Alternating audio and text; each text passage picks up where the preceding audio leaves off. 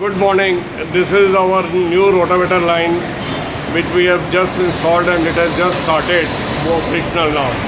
Now the rotavators are being assembled on the line and this is how the rotavator is going to be unloaded and tested. If we move to the further line, I will show the complete process of how it works and how the line operates. We have a loading area from where we load the components, and on the three hangers one set of the rotavators are being loaded for painting purpose. Here it is. Now the three set of the hangers on which one set of the rotavator has been loaded. Now from here onwards this conveyor moves to the pre-treatment and phosphating line. This is a phosphating line which is a tunnel type and is a complete long line through which the conveyor passes. From here these components move to the line. Here it is a complete long phosphating line. The first area is where we do the phosphating and the degreasing. This phosphating and degreasing being done here.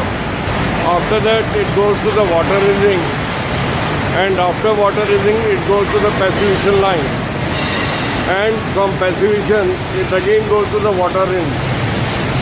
After this the component comes out from this pre-treatment plant, and from here then it moves to another oven which is a drying oven, water drying oven. This oven is again a tunnel type and through which the component passes. If we look at the total line, this is how the complete it goes to. From water drying oven, the component moves out and goes for painting. Now this is how the painting guns work. These are the automatic guns and automatic painting booth of Wagner make, and all with the CNC controls. We have a complete collection tank and which goes to the collection and recirculate the powder into this conveyor. This is the powder coating booth. If we look at it, this is how the paint booth works. These are the automatic gun and it is painting the rotor shaft. From here now we further move on the conveyor to the oven. In between we have installed another manual booth if for the having an option for the color, different use of a different color. Now in this we are making a blue rotavator also. We are painting the blue rotavator part. From here the part moves out on a conveyor and goes to the drying oven. We have a drying oven here which is a complete big oven, and the component goes into this oven through this tunnel and then comes out here after drying. There are two gates in this, one for input and one for the complete. There is a complete conveyor inside. So these components are coming out after the curing. Now after curing, these components move further. These components move further and comes inside on a conveyor, and from here onwards the assembly of the part starts. First of all, we assemble the blades on the rotor shaft.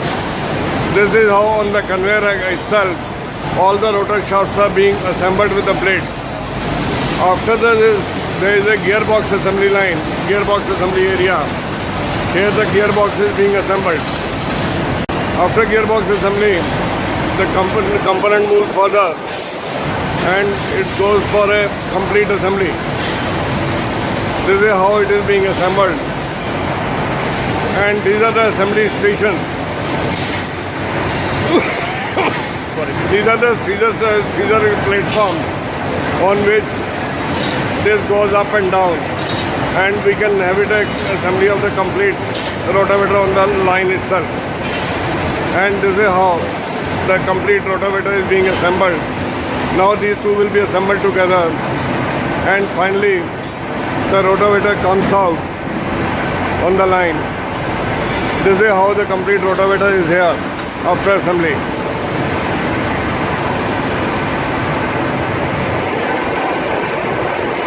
Now after this complete assembly, we put the rotavator for the testing.